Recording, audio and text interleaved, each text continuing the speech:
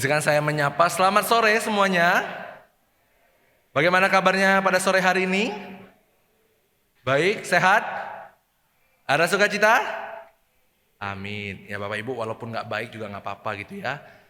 Karena kita punya Tuhan yang baik sama kita. Gitu ya. Nah Bapak Ibu, hari ini kita akan membahas satu tema yaitu tentang iman dan gaya hidup. Kita akan mempelajari gaya hidup yang seperti apa yang kita bisa temukan di dalam perjalanan hidup kita yang keliru gitu ya. Nah nanti di tengah perjalanan kita akan melihat bahwa ternyata kita bisa menemukan gaya hidup yang benarnya juga. Dan nanti terakhir itu akan sangat relate dengan kehidupan kita dan cukup menantang kehidupan setiap kita. Nah untuk spoilernya Bapak Ibu, selama bulan Juli ini Bapak Ibu akan mempelajari tentang iman dan titik-titik-titik. Nah kebetulan hari ini kita membahas tentang gaya hidup. Minggu-minggu ke depan kita akan membahas tentang iman dan kaitannya dengan hal-hal yang lain. Nah Bapak Ibu, mari saat ini saya mengajak setiap kita untuk boleh membuka Alkitab. Kita buka dari Filipi pasal yang ketiga. Kita buka Filipi pasal yang ketiga. Kita akan baca dari ayat yang pertama sampai ayat yang ke-11. Filipi pasal yang ketiga, ayat yang pertama sampai ayat yang ke-11. Kita akan baca secara bergantian Bapak Ibu. Saya akan bacakan ayat yang ganjil, Bapak Ibu Saudara bacakan ayat yang genap. Saya ayat 1, Bapak Ibu Saudara ayat 2, begitu seterusnya bergantian sampai di ayat yang ke-11. Filipi pasal yang ketiga, ayat yang pertama sampai ayat yang ke-11. Saya akan mulai terlebih dahulu dari 1a. Akhirnya saudara-saudaraku, bersukacitalah dalam Tuhan. Menuliskan hal ini lagi kepadamu tidaklah berat bagiku dan memberi kepastian kepadamu.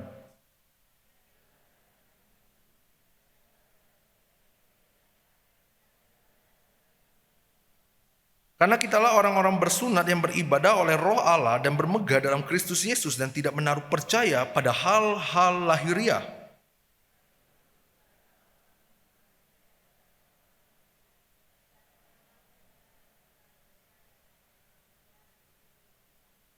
Disunat pada hari ke-8 dari bangsa Israel, dari suku Benyamin, orang Ibrani asli, tentang pendirian terhadap hukum Taurat, aku orang Farisi.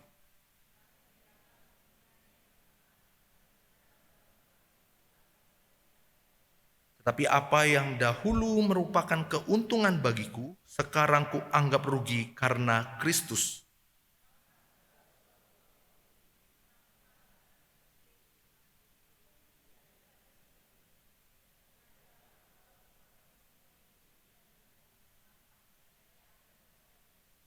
Dan berada dalam dia bukan dengan kebenaranku sendiri karena menaati hukum Taurat, melainkan dengan kebenaran karena kepercayaan kepada Kristus, yaitu kebenaran yang Allah anugerahkan berdasarkan kepercayaan.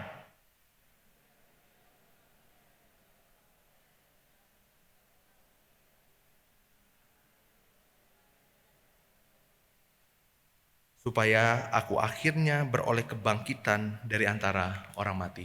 Demikian jauh pembacaan kita, biarlah kiranya setiap kita boleh membaca, merenungkan, dan akan melakukannya di dalam kehidupan kita. Nah Bapak Ibu yang dikasihi oleh Tuhan, pada suatu waktu ada salah satu teori yang menjelaskan tentang bagian ini. Teori 21/90. Ada yang pernah tahu Bapak Ibu? Kalau tahu boleh angkat tangan. Oke, terima kasih ya. Ada yang tahu, ada yang belum juga. Nah Bapak Ibu, teori 21/90 ini adalah salah satu teori yang mau menunjukkan kepada seseorang bahwa mereka bisa ditolong untuk memiliki gaya hidup yang baru. Biasanya selama 21 hari Bapak Ibu, kita akan membiasakan diri kita terhadap hal-hal yang baru. Dan kalau kita lakukan secara konsisten sampai hari yang ke-90, maka hal yang baru itu menjadi gaya hidup kita. Misalnya kita mulai dari yang ini Bapak Ibu. Kita pengen hidup sehat. Saya pikir setiap kita pengen hidup sehat gitu ya. Akhirnya nggak jarang di antara setiap kita itu berusaha untuk olahraga. Nah mungkin jogging adalah salah satu olahraga yang cukup umum. Setiap kita bisa lakukan itu. Kalau misalnya Bapak Ibu ingin melakukan jogging Bapak Ibu, biasanya hari pertama, hari kedua itu masih semangat ya. Masih semangat. Hari ketiga juga masih semangat Bapak Ibu. Sampai di hari keempat, masih cukup semangat. Masih cukup. Hari kelima Bapak Ibu, biasanya semangatnya itu sudah mulai menurun. Hari keenam, semakin menurun Bapak Ibu. Tetapi di hari yang ketujuh, kita jogging Bapak Ibu. Tapi di dalam mimpi kita. Karena kita merasa udah sangat capek. Dan sehingga kita nggak bisa lakukan itu secara konsisten. Nah Bapak Ibu, kalau misalnya kita ingin menjadikan jogging sebagai gaya hidup kita, maka teori ini mengatakan lakukan dulu selama 21 hari. Supaya tubuhnya beradaptasi. Dan kalau mau menjadikan jogging itu menjadi gaya hidup kita lakukan itu secara konsisten selama 90 hari Bapak Ibu. Nah di situ nanti kita akan melihat bahwa jogging pagi atau sore itu menjadi gaya hidup kita. Nah kalau misalnya kita lihat bagian ini sangat positif sekali bukan? Nah coba kita lihat dari sisi negatif Bapak Ibu. Misalnya Bapak Ibu adalah orang yang sangat hemat dengan kata-kata. Sedikit banget ngomongnya gitu ya. Bapak Ibu kalau ngomong tuh biasanya hal-hal yang penting saja. Kebetulan Bapak Ibu berteman dengan orang yang suka ngomong apa aja Bapak Ibu. Lihat warna baju sama warna celana nggak matching, itu pun juga diomongin gitu ya. Warna baju celana nggak matching, sepatunya apalagi gitu ya, mencolok banget gitu biasanya. Nah itu aja diomongin Bapak Ibu. Kalau Bapak Ibu 90 hari berteman dengan orang ini Bapak Ibu, percayalah. Bapak Ibu akan menjadi orang yang juga ikutan mulai cerewet, walaupun tidak secerewet orang itu gitu ya. Tapi mulai sedikit cerewet Bapak Ibu. Dan rasanya agak gatal kalau nggak ngomongin orang lain juga gitu ya. Nah ini salah satu bentuk contoh yang kita lihat secara negatif. Jadi kalau misalnya kita lihat dari dua contoh ini Bapak Ibu, kita menemukan adanya hal yang positif dan hal yang negatif. Tapi kalau misalnya kita boleh telusuri lebih jauh Bapak Ibu, sebenarnya kita bisa menemukan ada banyak gaya hidup lainnya yang punya dampak buruk yang terlalu parah. Misalnya contohnya seperti ini. Yang pertama yaitu gaya hidup konsumerisme. Gaya hidup konsumerisme ini menekankan terhadap pemakaian dan pembelian barang atau makanan yang secara berlebihan. Rasanya agak gatal Bapak Ibu kalau tangan ini nggak check out keranjang di Shopee gitu ya. Rasanya agak gatal aja kalau nggak beli di Tokped gitu ya. Entah beli aksesoris, beli gadget, atau beli hal-hal yang lainnya. Rasanya agak gatal aja kalau nggak lakuin ini gitu ya. Nah gaya hidup yang seperti ini Bapak Ibu, ini berhubungan dengan yang kedua yaitu materialisme. Gaya hidup materialisme sangat menekankan terhadap penilaian hidup menjadi lebih berharga, menjadi lebih bernilai kalau kita memiliki banyak sekali barang-barang yang bisa kita capai di dalam dunia ini. Entah itu handphone, entah itu baju yang bermerek, entah itu tas, entah itu sepatu gitu ya. Nah kita seakan-akan kalau nggak pakai barang-barang yang branded gitu ya, nggak kelihatan sangat mewah gitu, rasanya harga diri itu agak turun Bapak Ibu. Nah kalau misalnya Bapak Ibu mengalami bagian-bagian yang seperti ini adalah salah satu indikasi bahwa kita jatuh ke dalam gaya hidup, antara itu konsumerisme ataupun juga materialisme.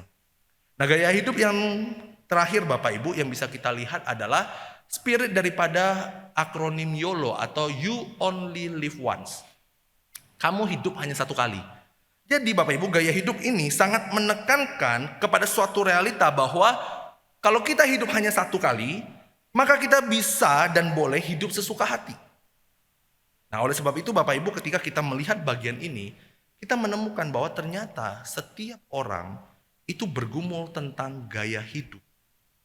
Setiap orang bergumul dengan iman dan gaya hidup mereka. Dan ini bukan hanya untuk orang Kristen saja Bapak Ibu. Orang non-Kristen juga ngalamin itu.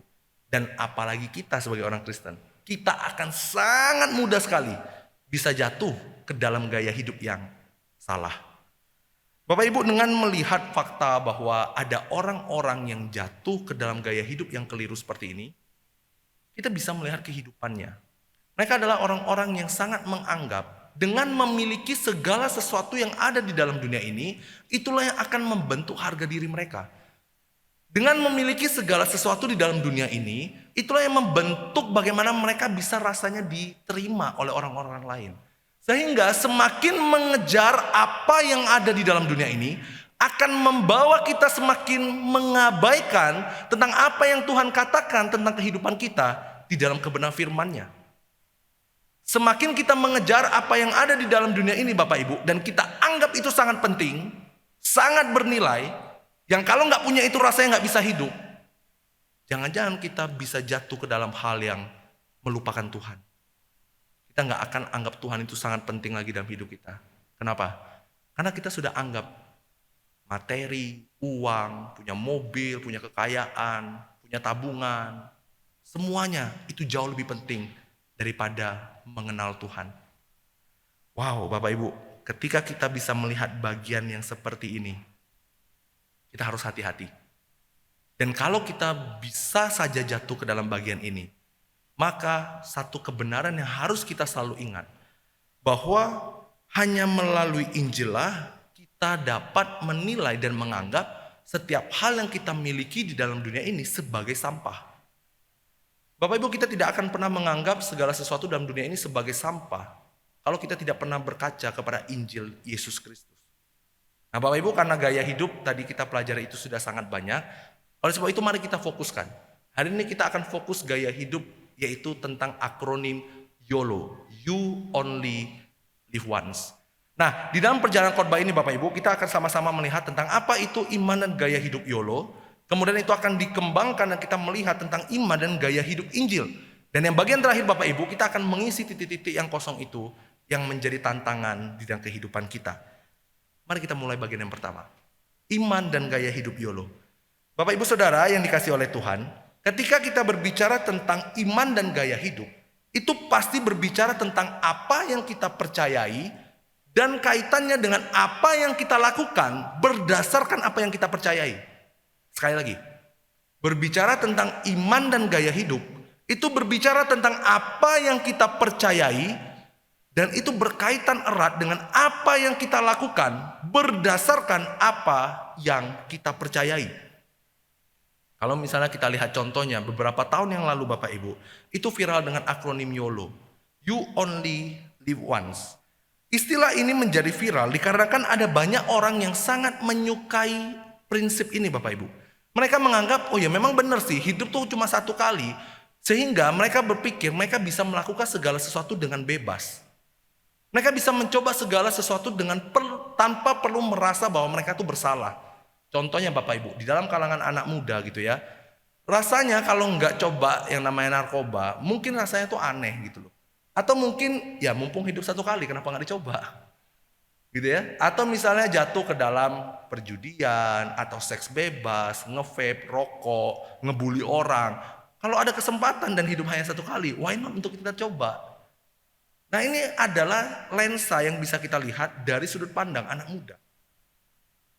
Semoga anak muda di sini nggak seperti itu, gitu ya. Nah kalau misalnya kita lihat dari sudut pandang yang lain Bapak Ibu, misalnya kita lihat dari kelompok orang dewasa. Mungkin di dalam kelompok orang dewasa ada banyak orang dewasa yang menghabiskan waktunya mengejar ambisi untuk mencari uang sebanyak-banyaknya. Bapak Ibu, saya tidak mengatakan mencari uang yang banyak itu salah. Tetapi biasanya Bapak Ibu, kalau kita terlalu berambisi mencari uang sebanyak-banyaknya, biasanya selalu ada yang dikorbankan. Yaitu apa? Investasi waktu bersama dengan keluarga. Semakin gila mencari uang untuk bisa punya ini dan itu, punya saldo yang banyak, biasanya kita kehabisan waktu untuk quality time bersama dengan keluarga kita. Kemudian contoh yang lain, soal perselingkuhan. Ada banyak Bapak Ibu pengalaman di mana orang-orang dewasa mengalami namanya perselingkuhan, bahkan sampai cerai Bapak Ibu. Kenapa? Ya udah, hidup hanya satu kali, kenapa nggak dicoba aja, lakukan aja. Kalau cerai nikah lagi. Wow Bapak Ibu, kita melihat ternyata gaya hidup orang-orang seperti ini menjadi sangat keliru sekali. Bahkan di bagian yang terakhir, ada banyak orang yang mengejar ambisi, cita-cita, mimpi-mimpi mereka. Dan mereka lakukan itu semua hanya untuk kepentingan diri mereka sendiri. Nah Bapak Ibu, ketika kita melihat secara menyeluruh, ketika ada orang-orang yang berbagian di dalam kesalahan yang seperti ini, maka sekali lagi kita bisa melihat ada kaitan terhadap apa yang mereka percayai, dan itu berhubungan erat dengan apa yang mereka lakukan berdasarkan apa yang mereka percayai itu. Dan menariknya hal ini bukan hanya terjadi di dalam kalangan manusia pada saat ini, tetapi ini juga terjadi di dalam kehidupan jemaat dan masyarakat yang ada di Filipi. Bapak Ibu yang dikasihi Tuhan, di dalam perikop yang sudah kita baca tadi, kita sebenarnya menemukan adanya pengajaran palsu yang terjadi pada waktu itu. Di dalam level kalangan masyarakat, orang yang belum percaya, dengan orang-orang yang sudah percaya, mereka itu terhasut dengan ajaran-ajaran palsu. Mereka mengajarkan bahwa keselamatan itu gak cukup kalau cuma percaya Tuhan Yesus. Jadi pengajaran palsu ini menegaskan bahwa kalau kamu ingin mengalami keselamatan yang sempurna, kamu gak cuma harus percaya Tuhan Yesus. Tapi kamu harus tambahkan kontribusi hidupmu dengan cara menaati hukum Taurat. Nah Bapak Ibu, karena mereka percaya dan bagi mereka ini masuk akal, itulah yang mereka lihat bahwa oh ya benar, kalau saya mau diselamatin ya nggak mungkin cuma sekedar percaya. Saya harus tambahkan itu dengan kontribusi diri kita, yaitu menaati hukum Taurat. Nah Bapak Ibu, yang menjadi parahnya adalah ketika orang-orang itu mulai terkontaminasi dengan doktrin yang keliru, mereka mulai menganggap bahwa kontribusi hidup seseorang itu juga sangat penting dan berharga. Sehingga mereka berusaha mencari penerimaan, pengakuan, penilaian dari hasil usaha hidup mereka. Jadi pengajaran doktrin yang keliru ini itu tidak hanya sebatas mempengaruhi teologi mereka atau kerohanian mereka, tetapi ini sangat mempengaruhi di dalam sikap hidup mereka ketika mereka hidup di dalam lingkungan sosial. Ketika mereka berpikir bagaimana caranya aku bisa diterima, bagaimana caranya aku bisa diakui. Mereka beranggapan bahwa saya harus berkontribusi, saya harus melakukan banyak hal supaya saya bisa diterima oleh lingkungan sekitar. Nah Bapak Ibu yang dikasihi Tuhan, dengan adanya orang-orang yang seperti demikian, kita menemukan akhirnya ada orang-orang yang tergila-gila dengan menaati hukum Taurat, menghargai tradisi keyahudian. Mereka selalu menunjukkan effort mereka untuk bisa terlihat, dipuji, diakui, dan diterima oleh orang-orang lain. Nah Bapak Ibu, dengan pemahaman dan kekeliruan yang ada inilah, Paulus mengcounter apa yang diajarkan oleh pengajar palsu itu. Di dalam ayat 4-6 dan dilanjutkan di dalam ayat 7 sampai yang ke-10.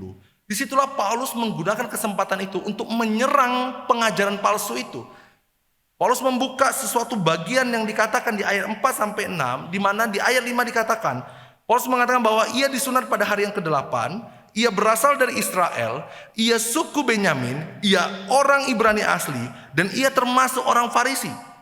Dan di ayat 6 dikatakan bahwa ia menganiaya jemaat yang percaya kepada Tuhan Yesus. Dan bahkan dirinya mampu menaati hukum Taurat tanpa cacat celah. Kita ingat Bapak Ibu kisah hidup Saulus dulu ya.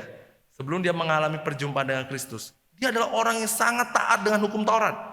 Bahkan tidak ada yang bisa setaat itu Bapak Ibu. Dia sangat taat. Bahkan sangat terkenal. Kenapa? Karena dia murid dari seorang Gamaliel. Seorang guru yang sangat terhormat pada waktu itu. Nah Bapak Ibu, dengan melihat bagian ini, Paulus mengatakan bahwa kalau kalian menganggap bahwa apa yang aku punya dengan ketaatanku terhadap hukum Taurat, dan kalian sangat mendamba-dambakan, kalian sangat menganggap itu berharga dan bernilai, sehingga kalian berusaha memiliki itu semua dengan usaha kalian. Justru Paulus mengatakan bahwa ini semua adalah sampah. Jadi apa yang dianggap oleh kalangan masyarakat pada waktu itu ataupun orang-orang yang sudah keliru dengan doktrin yang keliru itu, mereka menganggap bahwa harusnya Paulus bersyukur dia bisa diselamatin dengan usaha dia sendiri, dia bisa hidup punya penerimaan, pujian dari orang lain karena kontribusi hidupnya. Justru di sini Paulus bilang enggak. Itu semua sampah. Nah, pertanyaannya adalah kok bisa Paulus mengatakan bahwa itu adalah sampah? Kalau misalnya kita memperhatikan bagian yang kedua gitu ya. Apa yang membuat Paulus bisa mengatakan segala sesuatu hal yang didamba-dambakan itu menjadi sampah? Itu karena Paulus mengalami yang namanya perjumpaan dengan Yesus Kristus. Atau yang kita sebut sebagai Injil. Bapak Ibu, di ayat 7-8 kita menemukan penekanan dari Paulus yang dengan keras menegaskan bahwa semua hal yang dulunya merupakan kebanggaan, keberhasilan, pencapaian, sekarang karena Kristus, bagi Paulus itu semua sampah. Karena ketika dia mengalami perjumpaan dengan Kristus, dia sadar betul bahwa yang berharga dan bernilai dalam kehidupannya bukan tentang ketaatannya terhadap hukum Taurat, tetapi ini berbicara tentang perjumpaan pribadi dengan Yesus Kristus. Oleh sebab itu Bapak Ibu, di dalam bagian ini kita melihat melalui Injil, hal yang paling berharga itu bukan berbicara tentang apa yang dapat kita miliki. Tetapi ini selalu berbicara tentang kesempatan yang diberikan untuk berjumpa dan mengenal Yesus Kristus. Bapak Ibu yang dikasihi Tuhan, kalau kita perhatikan di ayat 8. Di ayat 8 di situ dikatakan, malahan segala sesuatu kuanggap rugi karena pengenalan akan Kristus. Perhatikan kata pengenalan Bapak Ibu. Kata pengenalan di sana itu menggunakan bahasa Yunani yaitu kata gnoseos. Kata gnoseos itu punya akar kata ginosko. Nah, apa arti kata ginosko? Arti kata ginosko itu bukan cuma sekedar tahu, tetapi mengenal dan mengalami atau merasakan kehadiran orang itu. Jadi Bapak Ibu, ketika Paulus mengatakan pengenalan akan Kristus, itu berarti Paulus ingin menekankan bahwa ini bukan cuma tahu tentang Tuhan Yesus, tetapi Paulus bisa mengenal dan mengalami, bahkan dia bisa merasakan kehadiran pribadi Kristus di dalam kehidupannya. Jadi bagi Paulus Bapak Ibu, yang paling penting, yang paling berharga, yang paling bernilai di dalam kehidupannya, itu bukan soal bagaimana kita taat sama hukum Taurat. Tetapi yang paling penting dan berharga adalah perjumpaan tentang atau perjumpaan bersama dengan Tuhan Yesus. Bapak Ibu, di dalam perjalanan hidup kita, mungkin seringkali kita banyak tahu tentang Tuhan Yesus. Tetapi mungkin kita sedikit pengalaman mengalami kehadiran Tuhan Yesus dalam kehidupan kita. Mungkin iman kita menjadi salah dan keliru karena kita selalu menganggap itu hanya sebatas teori di otak kita. Tapi itu tidak pernah benar-benar menyentuh sampai ke dalam hati kita. Di mana kita bisa sungguh-sungguh merasakan kehadiran Yesus Kristus di dalam hidup kita. Oleh sebab itu Bapak Ibu, salah satu tokoh yang bernama Tony Merida, dia pernah mengatakan bahwa mengenal Yesus itu bukan hanya sekedar mengetahui tentang Dia. Tetapi ini berbicara tentang memiliki hubungan, relasi yang lebih jauh, lebih baik, dan lebih mendalam. Artinya apa Bapak Ibu? Kalau kita mau ngomong tentang Tuhan Yesus, ini bukan hanya sebatas tentang bagaimana kita tahu, oh Tuhan Yesus baik, Tuhan Yesus itu Tuhan. Tuhan Yesus itu juru selamat. Tuhan Yesus itu bisa ngampuni saya. Tuhan Yesus itu berjalan bersama saya. Enggak berhenti sampai situ Bapak Ibu. Tapi kita benar-benar merasakan apakah benar-benar Tuhan itu baik buat kita. Apakah benar-benar Tuhan itu mengasihi kita. Apakah benar-benar kita merasakan bagaimana Tuhan berjalan bersama dengan kita di dalam melewati setiap pergumulan-pergumulan hidup kita. Bapak Ibu, disinilah kita menemukan keindahan dari apa yang Paulus bongkar terhadap kesalahan doktrin yang diajarkan oleh pengajar palsu. Bahkan hal yang lebih menariknya itu ada di ayat 9 Bapak Ibu. Di dalam ayat ke-9 di situ dikatakan seperti ini. Dan berada dalam Dia, yaitu Yesus Kristus, bukan dengan kebenaranku sendiri karena mentaati hukum Taurat. Perhatikan, saya ulangi. Dan berada dalam Kristus bukan dengan kebenaranku sendiri karena mentaati hukum Taurat, melainkan dengan kebenaran karena kepercayaan kepada Kristus, yaitu kebenaran yang Allah anugerahkan berdasarkan kepercayaan. Jadi Bapak Ibu, ketika Paulus mengatakan yang paling berharga adalah pengenalan akan Kristus, itu tidak bisa diusahakan dengan kontribusi diri kita. Ini justru adalah pemberian anugerah Allah di dalam kehidupan kita. Dan kita akan benar-benar menganggap pengenalan akan Kristus sebagai hal yang berharga ketika hati kita disentuh oleh Tuhan. Tanpa melalui Injil, hati kita yang kotor itu tidak akan pernah benar-benar menganggap Tuhan itu spesial dalam hidup kita Bapak Ibu. Tapi hati yang dipulihkan melalui Yesus Kristus, itulah yang menjadikan kita bisa mengatakan bahwa Tuhan, you are so special for me. Kamu sangat berharga, kamu sangat istimewa di dalam hidupku. Jadi Bapak Ibu, di sini Paulus bukan hanya sekedar ingin menunjukkan tentang bagian keindahan Injil saja. Tetapi Paulus sedang membongkar kebalikan pemikiran atau kerangka logika yang diajarkan oleh pengajar-pengajar palsu. Tadi kita melihat bahwa pengajar palsu ini mengajarkan kalau kita mau selamat, kita nggak cuma sekedar percaya, tapi kita harus berkontribusi untuk melakukan sesuatu. Tetapi di dalam Injil, Kita cukup percaya karena bukan kontribusi kita, melainkan ada kontribusi Kristus yang ditambahkan di dalam kehidupan kita. Sehingga pengenalan akan Kristus, perjumpaan dengan Kristus, itu selalu dimulai dengan Tuhan yang menampakkan diri kepada kehidupan kita. Bukan tentang bagaimana kita mampu mengajar Tuhan supaya kita bisa bertemu dengan Tuhan. Dan disinilah ketika kita bisa mengalami Tuhan, itulah yang kita sebut sebagai anugerah Tuhan. Bapak Ibu yang dikasihi Tuhan, sampai sejauh ini kita menemukan suatu perbandingan. Ada kelompok orang yang punya iman dan gaya hidup YOLO tanpa sudut pandang Injil. Mereka hanya akan menghabiskan waktu hanya untuk melakukan segala sesuatu, orientasinya adalah diri sendiri. Untuk kepuasan diri sendiri. Untuk penerimaan diri sendiri. Untuk pengakuan dan dipuji untuk kepuasan diri sendiri. Tetapi kalau kita melihat orang yang sudah hidup di dalam Injil, orang yang sudah mengalami bagaimana Yesus Kristus mati di atas kayu salib untuk dia, sudah pasti Bapak Ibu, dia akan mati-matian bekerja keras untuk hidup bagi Tuhan. Dan segala sesuatu yang dia lakukan itu tertuju hanya kepada Tuhan.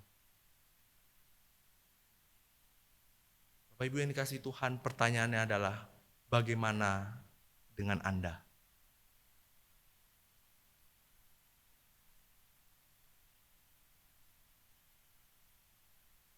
Sudahkah kita telah memiliki iman dan gaya hidup yang benar saat ini? Saya tidak tahu Bapak Ibu sampai sejauh mana Bapak Ibu bergumul tentang kebenaran firman Tuhan hari ini. Mungkin di antara setiap kita ada yang memang benar-benar bergumul soal keselamatan Bapak Ibu. Mungkin di antara setiap kita masih ada yang bingung, apakah memang diselamatkan itu benar-benar pure dari Tuhan, atau memang harus ditambah dengan kontribusi kita. Dengan rajin pelayanan, datang ke gereja, rajin doa, atau memang benar-benar itu semua atas inisiatif Tuhan. Atau mungkin di antara setiap kita ada yang bergumul soal pengakuan Bapak Ibu. Di mana kita berusaha mati-matian untuk melakukan apa saja supaya kita dapat diakui kehadirannya. Atau mungkin kita bergumul tentang yang namanya penerimaan. Mungkin kita hidup dari dulu banyak mengalami penolakan. Sehingga kita tumbuh sampai hari ini, kita didrive dengan rasa ketakutan untuk ditolak. Sehingga kita rela melakukan apa saja yang disuruh oleh orang-orang lain, supaya kita hanya bisa diterima oleh mereka. Atau mungkin kita tumbuh dari orang yang jarang diberikan apresiasi ataupun dipuji dalam keluarga. Sehingga sampai hari ini Bapak Ibu, kita hidup terkadang mungkin kita rela bekerja keras mati-matian, melayani Tuhan sungguh-sungguh, hanya untuk mendapatkan pujian dari orang-orang lain. Dan mungkin Bapak Ibu, kalau kita cross check diri kita sendiri, mungkin kita ada banyak mengalami pergumulan tentang keselamatan, pergumulan tentang pengakuan, penerimaan, pujian. Bapak Ibu, apakah Anda bergumul hal yang sama?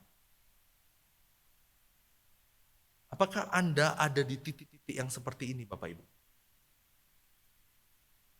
Apakah Bapak Ibu sampai saat ini telah terlalu lelah untuk mengerjakan segala sesuatu? Bapak Ibu terlalu membawa diri Bapak Ibu untuk percaya bahwa kita harus punya kontribusi. Supaya kita bisa diterima, diakui, dihargai. Entah itu di dalam lingkungan keluarga, pertemanan, bahkan mungkin di dalam gereja ini. Bapak Ibu, kabar baiknya adalah yang ingin saya katakan. Kita nggak perlu menambahkan apapun hanya untuk mengalami yang namanya keselamatan, diterima, diakui, dan dipuji. Mengapa? Karena sudah ada seseorang yang telah mewakili kita. Ada pribadi Yesus Kristus yang rela mati di kayu salib, supaya dia yang mengalami penolakan, dan melalui dialah kita bisa diterima apa adanya di dalam Yesus Kristus. Dia rela dikucilkan oleh orang-orang lain, supaya setiap kita bisa mendapatkan penerimaan yang terbesar di dalam Yesus Kristus. Sehingga hanya melalui Injillah kita mendapatkan penerimaan, penghargaan, pengakuan, dan keselamatan yang terbesar di dalam hidup kita. Bapak Ibu, kalau kita adalah orang-orang yang sudah ada di dalam Yesus Kristus, kalau kita sudah benar-benar menikmati Injil, sudah pasti iman dan gaya hidup yang dimana dikatakan YOLO tadi, yang hidup hanya satu kali itu Bapak Ibu. Kita nggak akan habiskan waktu kita nggak akan habiskan tenaga kita untuk melakukan hal-hal yang keliru. Kita tidak akan habiskan segala waktu, energi, pemikiran, ide, hanya untuk kepentingan dan kepuasan pribadi kita. Justru apapun yang akan kita kerjakan, kita lakukan semua itu untuk Tuhan dan untuk kemuliaan nama Tuhan. Bapak Ibu, kalau dulu mungkin sebelum kita mengalami Injil, kita rela mati-matian menghabiskan waktu, tenaga, pikiran untuk mengejar segala sesuatu yang ada di dalam dunia ini. Kita mengejar uang, kita mengejar penerimaan dari orang lain, kita mengejar pengakuan dari mereka, kita mengejar prestasi, ambisi yang kita lakukan hanya untuk kepuasan diri kita sendiri. Tetapi justru di dalam Injil, karena hidup hanya satu kali Bapak Ibu, kita tidak lagi memikirkan bahwa aku harus mengejar itu. Tetapi bagaimana aku harus mati-matian bekerja melayani Tuhan dan mengasah talenta dan karunia yang Tuhan percayakan. Sehingga apa yang aku lakukan itu dapat memuliakan nama Tuhan. Karena hidup hanya satu kali Bapak Ibu. Aku harus berjuang keras untuk memberikan yang terbaik setiap kali aku dapat kesempatan untuk boleh melayani Tuhan. Entah itu sebagai liturgis, singer gitu ya, pemusik, soundman, media, usher, kolektan, paduan suara, atau mungkin sebagai seorang lause Bapak Ibu. Setiap kita mengerti bahwa hidup hanya satu kali, harusnya kita mati-matian mengerjakan bagian itu. Karena hidup hanya satu kali Bapak Ibu. Aku harus senantiasa bergiat membagikan Injil ketika aku ada di rumah, di gereja, bahkan di kalangan masyarakat. Aku harus dengan totalitas mendidik anak-anakku yang ada di rumah untuk dapat belajar takut akan Tuhan.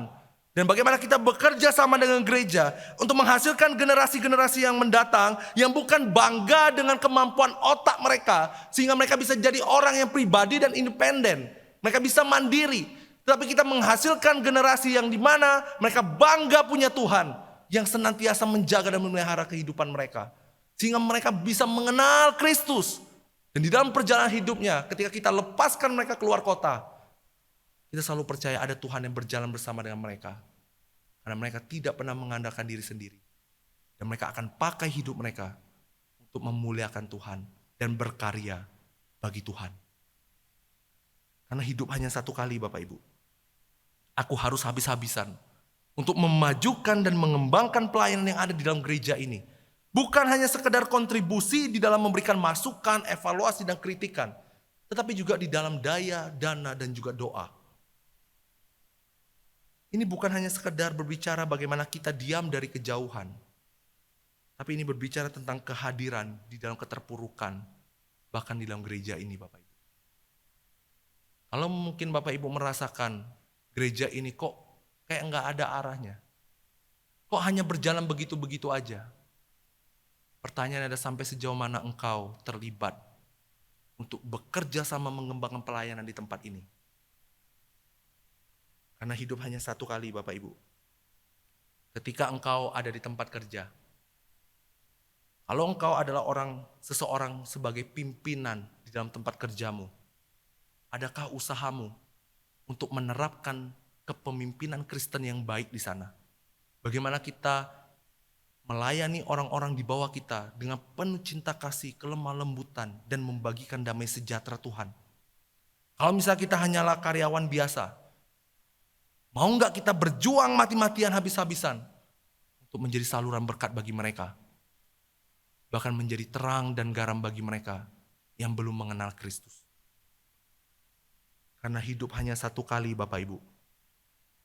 Maukah kita berjuang mati-matian bagi kemuliaan nama Tuhan Dimulai dari keluarga, di dalam gereja, tempat kerja kita, bahkan di dalam hidup kita sendiri.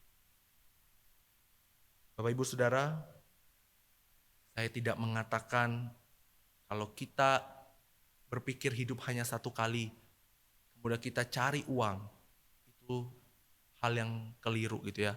Enggak. Saya tidak mengatakan kalau Bapak Ibu cari uang itu salah. Setiap kita memang butuh uang.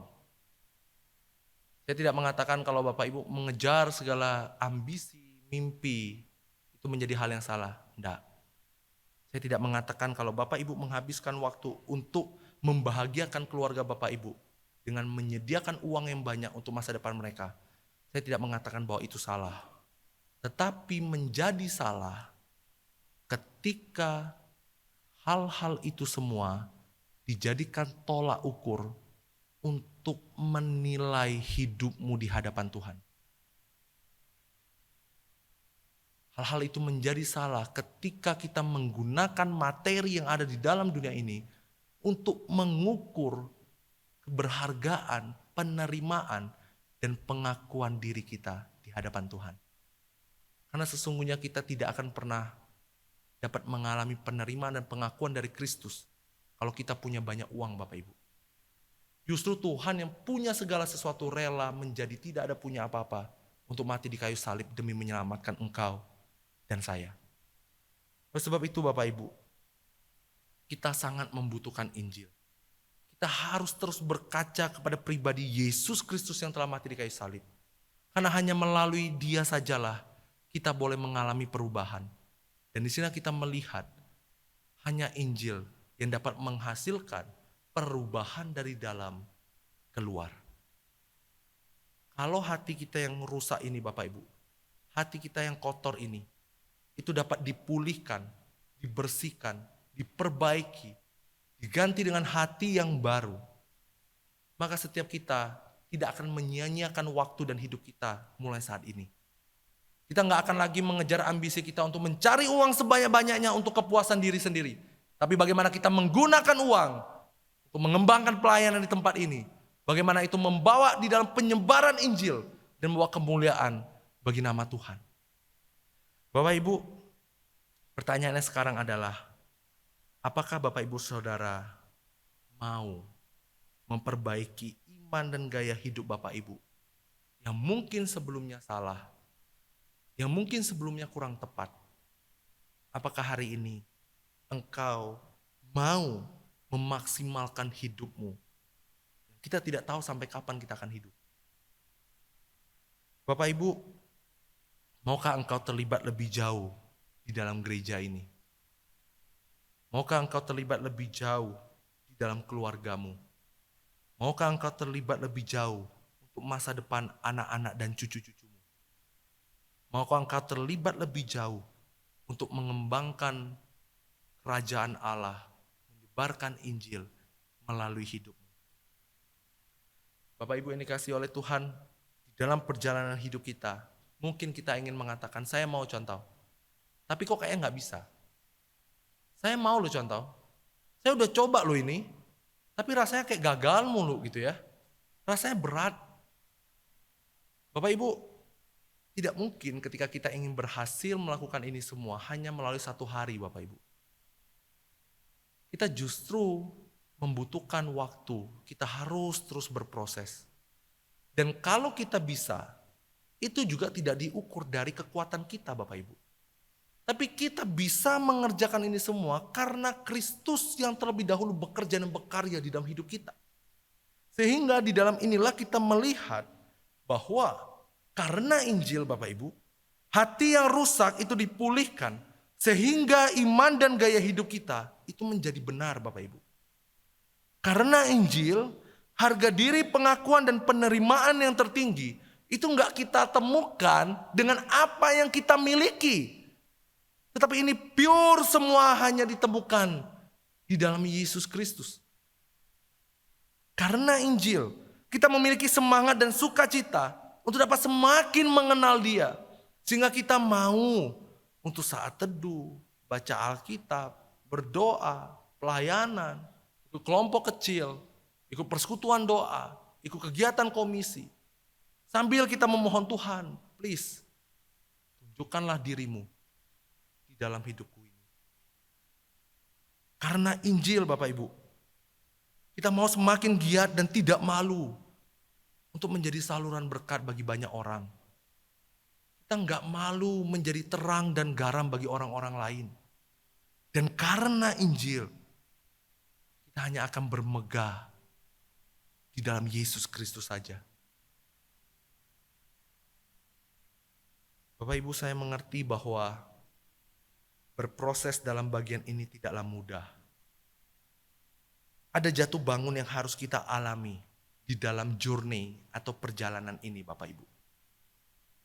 Tetapi percayalah bahwa engkau dan saya tidak akan pernah sendirian melewati proses ini. Karena di dalam kata journey, kita tidak akan pernah menemukan satu indikasi kata me atau saya yang berjalan sendirian. Tapi kita selalu menemukan kata our Bapak Ibu. Kita menemukan kata kita. Artinya ini bukan berbicara tentang diri sendiri saja yang berjalan, tapi ada orang-orang lain. Mungkin itu keluarga kita. Mungkin itu teman-teman kita. Mungkin itu jemaat GKPJ. Atau mungkin itu Tuhan sendiri yang berjalan bersama dengan kita.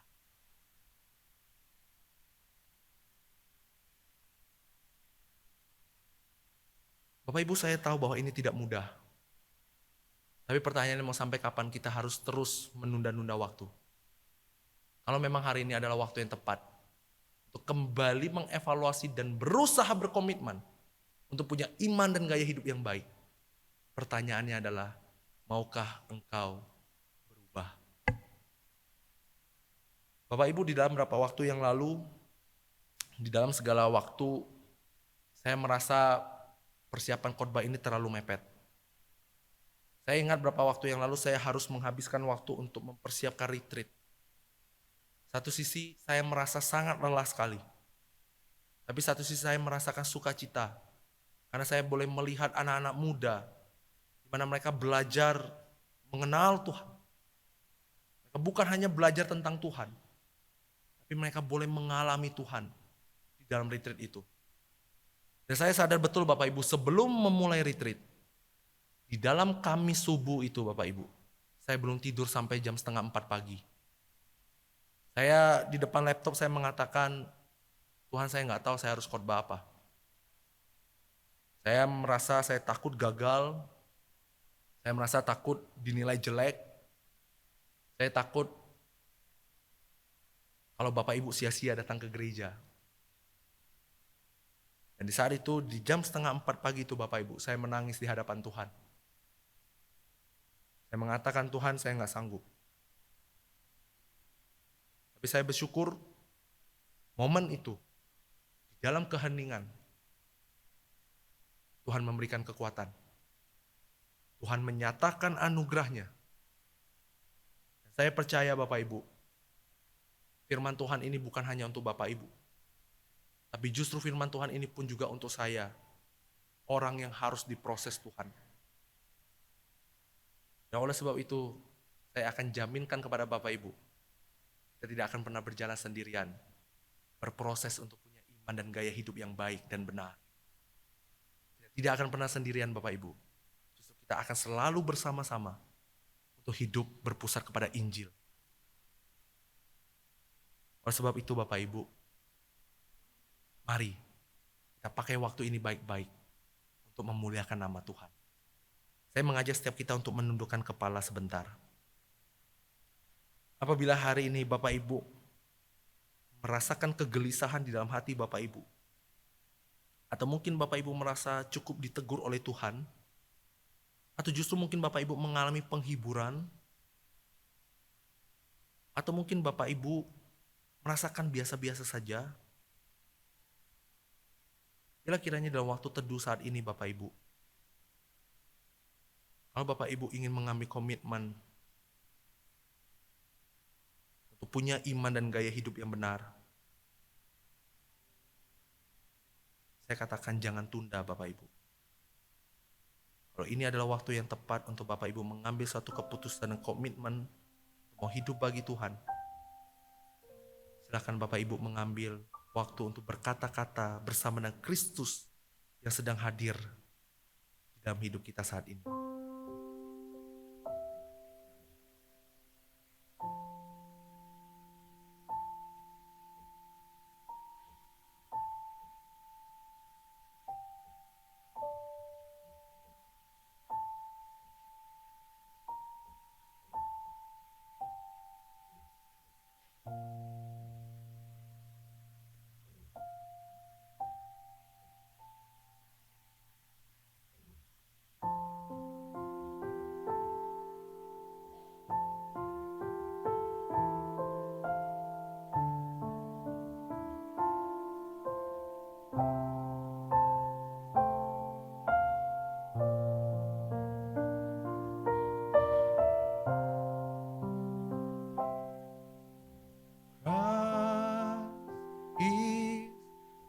Now for me, Christ is enough for me. Everything I need is in you. Everything I need. Christ is enough for me. Christ is enough for me.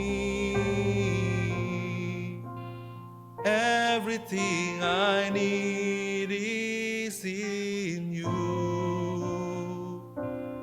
Everything I need, I have decided to follow Jesus, no turning back, no turning back. The cross before me, the world behind me, no turning back, no turning back. Bersama-sama, I have decided. I have decided to follow Jesus, no turning back, no turning back. The cross before me, the world behind me, no turning back, no turning back. I have decided. I have decided to follow Jesus, no turning back, no turning back. The cross before me, the world behind me, no turning back, no turning back, no turning back, no turning back, no turning back, no turning back. Mari kita berdoa. Tuhan, kami percaya bahwa Engkau cukup bagi hidup kami. Tidak ada keselamatan yang dapat kami kerjakan selain daripada keselamatan yang Engkau nyatakan dalam kehidupan kami. Tidak ada gaya hidup yang lebih baik yang tidak didasari daripada Injil-Mu saja. Oleh sebab itu Tuhan, kami saat ini mengambil keputusan untuk mau mengikut Engkau sampai akhir hidup kami. Tidak ada penyesalan yang harus kami sesali Tuhan. Karena Engkau ada hal yang berharga yang boleh kami miliki dalam kehidupan kami.